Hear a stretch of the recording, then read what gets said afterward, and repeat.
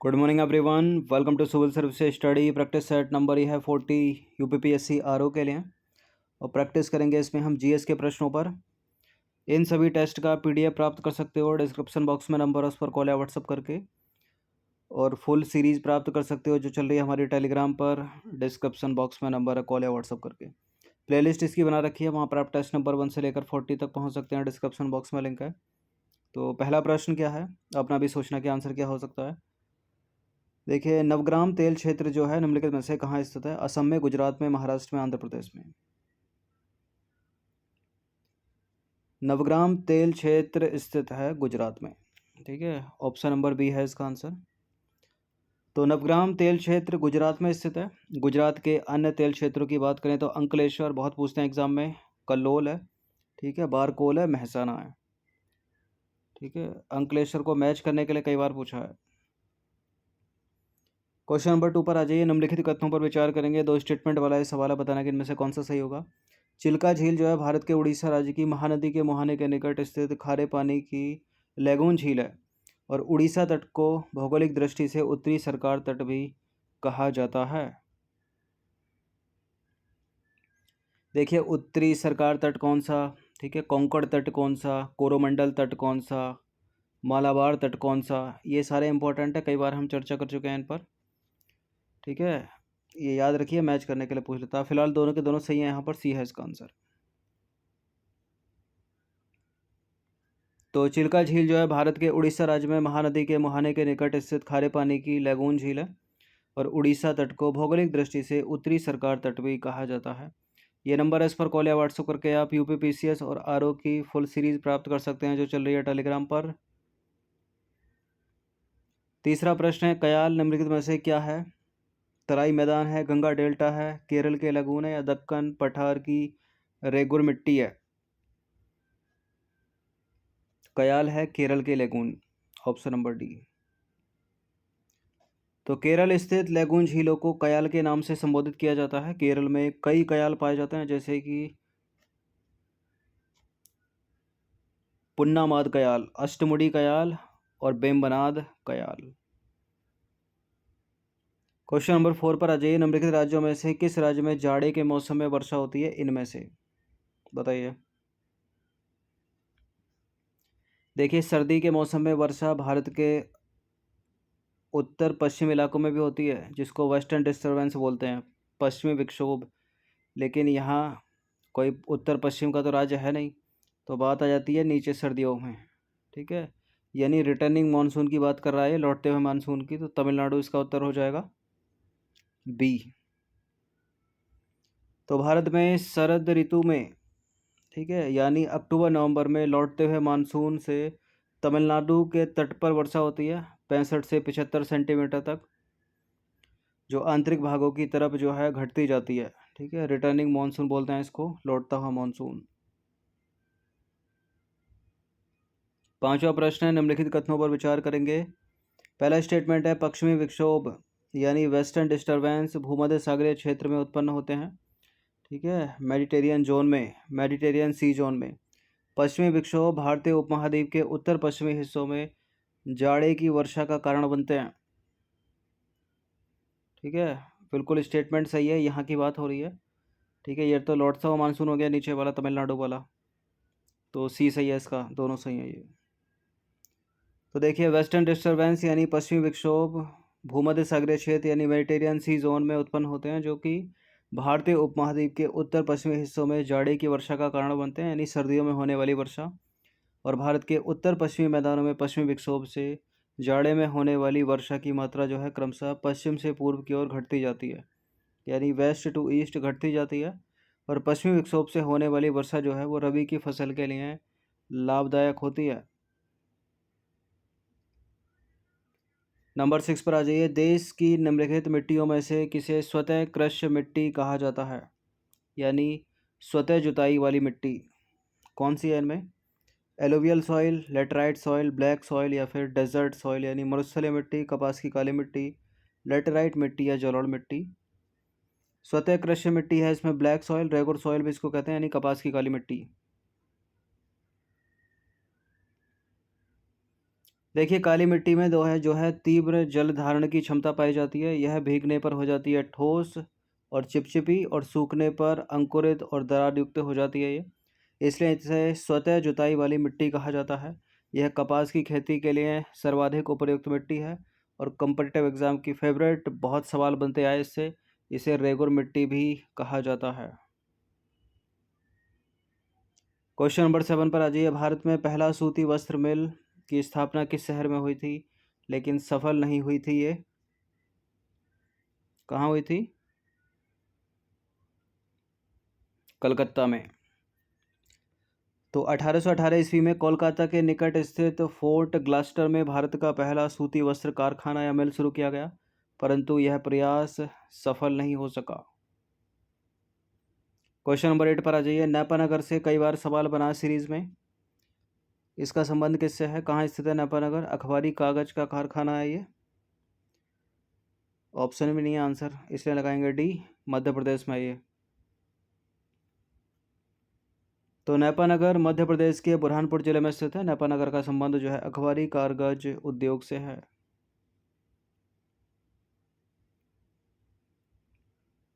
Question number 9 पर आ जाइए। भारतीय भाषाओं का केंद्रीय संस्थान निम्नलिखित में से किस स्थान पर अवस्थित है? भारतीय भाषाओं का केंद्रीय संस्थान है कर्नाटक में, यानी मैसूर करेक्ट हो जाएगा बी। तो भारतीय भाषा संस्थान कर्नाटक के मैसूर में स्थित है। ऑप्शन नंबर बी करेक्ट है। 10वां प्रश्न है, नेशनल ब्यूरो ऑफ सॉइल सर्वे के अनुसार भारत को कितने एग्रो इकोलॉजिकल क्षेत्र में बांटा गया है? 15, 10, 20, 9? इसका उत्तर है 20। तो नेशनल ब्यूरो ऑफ सॉइल सर्वे के अनुसार भारत को 20 कृषि पारिस्थितिक क्षेत्रों में बांटा गया है।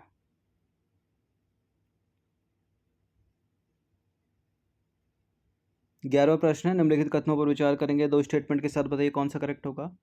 आम्र वर्षा उत्तर प्रदेश और उत्तराखंड में होने वाली मानसूनी पूर्व वर्षा फुहार है, और यह वर्षा जो है आम की फसल के लिए अत्यधिक लाभकारी होती है। देखिए नाम से लग रहा है आम्र वर्षा, तो आम की फसल के लिए तो लाभकारी होगी ये, लेकिन उत्तर प्रदेश और उत्तराखंड में होने वाली मानसून पूर्व फुहार नहीं है ये, बल्कि कर्नाटक और केरल में होने वाली मानसून पूर्व वर्षा फुहार है ये। तो सही पूछा है, दूसरा वाला सही है, केवल पहला इनकरेक्ट है। तो जहाँ जहाँ एक है उसको हटा दीजिए, बी सही है इसका आंसर। तो आम्र वर्षा कर्नाटक एवं केरल में होने वाली मानसून पूर्व वर्षा फुहार है, जो आम की फसल के लिए अत्यधिक लाभकारी होती है। पहला वाला गलत है। यह वर्षा बंगाल की खाड़ी से उत्पन्न तूफानों के फलस्वरूप अप्रैल महीने में होती है, और इस वर्षा से आम की बोरे पेड़ से टूटकर गिरती नहीं है, अतः आम की फसल अच्छी होती है। 12वां प्रश्न है, निम्नलिखित में से कौन सी फसल जो है खरीफ फसलों का उदाहरण है? ये सब पता होना चाहिए आपको, कौन सी खरीफ की फसल है, कौन सी रबी की, कौन सी जायद की। तो चना रबी की फसल है, मटर रबी की फसल, गेहूं रबी की फसल, कपास जो है वो खरीफ की फसल है। देखिए जो कपास है वो खरीफ की फसल है, और इसे परिपक्व होने के लिए जो समय सीमा चाहिए 6 से 8 महीनों का समय चाहिए। और कपास जो है एक पानी वाली फसल है, और सिंचाई के लिए लगभग 6% पानी का उपयोग जो है इसकी खेती के लिए किया जाता है। यह देश के प्रमुख हिस्सों में बोई जाती है। जिन जिन हिस्सों में बोई जाती है, कहाँ कहाँ? पंजाब में, हरियाणा में, राजस्थान में, उत्तर प्रदेश में, मध्य प्रदेश में, गुजरात में, महाराष्ट्र में, आंध्र प्रदेश में और कर्नाटक के कुछ हिस्सों में भी। देखिए खरीफ ऋतु की बात करें तो खरीफ फसलों को मानसून फसलों के रूप में भी जाना जाता है, क्योंकि मानसून के मौसम में इनकी खेती की जाती है, और ये फसलें बारिश के मौसम की शुरुआत में बोई जाती हैं। चावल खरीफ की फसल है, मक्का है, बाजरा है, रागी है, सोयाबीन है, मूंगफली है, कपास है। ठीक है, ये सब खरीफ की फसलें हैं। शरबत भी।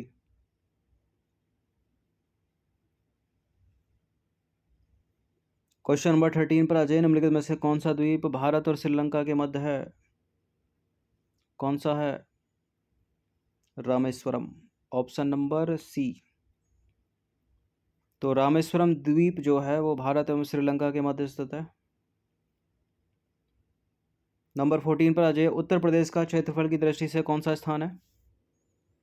देखिए सबसे बड़ा है राजस्थान एरिया वाइज, और उत्तर प्रदेश का चौथा, तो डी है इसका आंसर। तो क्षेत्रफल की दृष्टि से उत्तर प्रदेश का भारत में चौथा स्थान है। क्षेत्रफल की दृष्टि से पहला राजस्थान है, दूसरा मध्य प्रदेश है, तीसरा है महाराष्ट्र।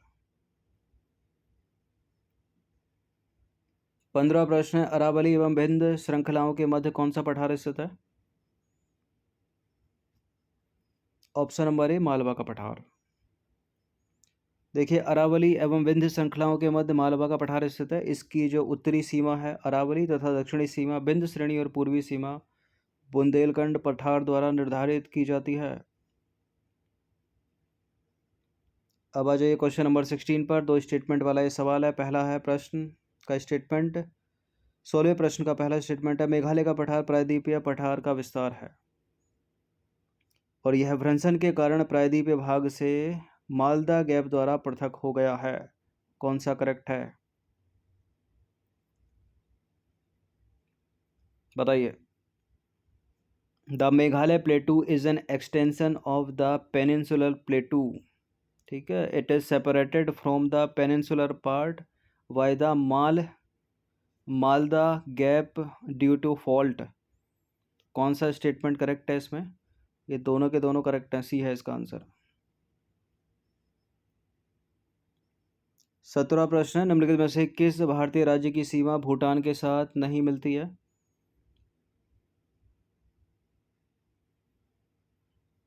देखिए, भूटान है यहाँ पर, ठीक है, नेपाल है यहाँ पर, ऊपर से आ गया है तिब्बत, और मेघालय यहाँ पर, मेघालय के ऊपर जो है कवर कर किए हुए अरुणाचल और असम।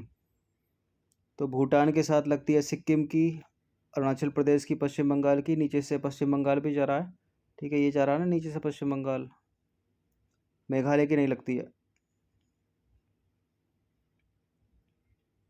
तो भूटान के साथ सीमा साझा करने वाले भारतीय राज्य कौन कौन से हैं? अरुणाचल प्रदेश, असम है, पश्चिम बंगाल है, सिक्किम है। मेघालय की सीमा भूटान के साथ टच नहीं होती। वर्ल्ड ज्योग्राफी या इंडियन ज्योग्राफी आप पढ़ रहे हो तो मैप की प्रैक्टिस होनी चाहिए पूरी, ठीक है। मैप से भी प्रीलिम्स में बहुत सारे सवाल बन जाते हैं सीधे सीधे। क्वेश्चन नंबर 18 पर आ जाइए। भारत के किस प्रदेश की सीमाएं नेपाल, भूटान, चीन तीनों से मिलती हैं? जूम करिए थोड़ा, देखिए यह है सिक्किम, और यह है सिक्किम, और यहाँ है भूटान, यहाँ है नेपाल, ठीक है। ऊपर से आ गया तिब्बत यानी चीन, तो नेपाल, चीन और भूटान।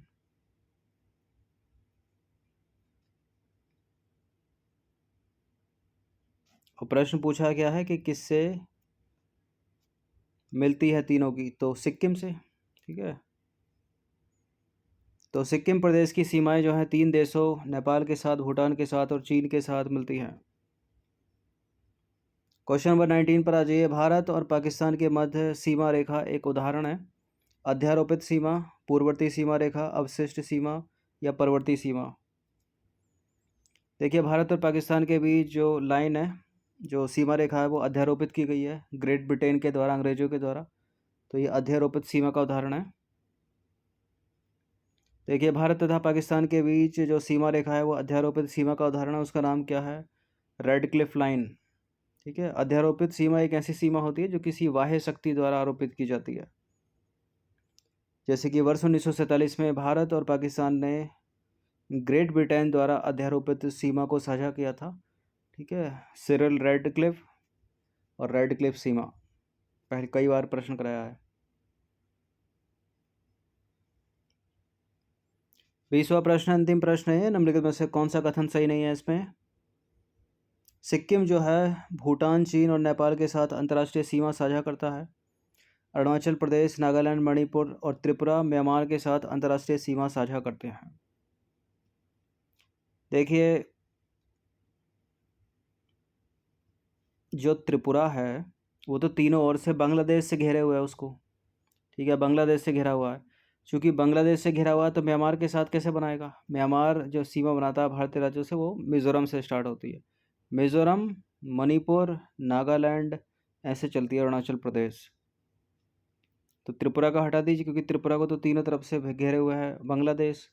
तो दूसरा स्टेटमेंट गलत हो जाता है, पहला वाला स्टेटमेंट जो है वो सही हो जाता है। और सही नहीं अपने को ढूंढना है, ठीक है, तो दूसरा वाला सही नहीं है, तो बी आंसर हो जाएगा। सिक्किम, भूटान, चीन, नेपाल के साथ अंतर्राष्ट्रीय सीमा बनाता है, ऊपर देख ही लिया हमने। तो त्रिपुरा की सीमा म्यांमार से नहीं लगती है क्योंकि बांग्लादेश उसे 3 ओर से घेरे हुए है। ठीक है, किसको? त्रिपुरा को। बाकी इसी क्रम में याद रखिएगा, मिजोरम, मणिपुर, नागालैंड और अरुणाचल प्रदेश म्यांमार के साथ अंतर्राष्ट्रीय सीमा साझा करते हैं। तो 20 प्रश्न थे ये, इनकी प्रैक्टिस एक बार कर लीजिएगा। धन्यवाद।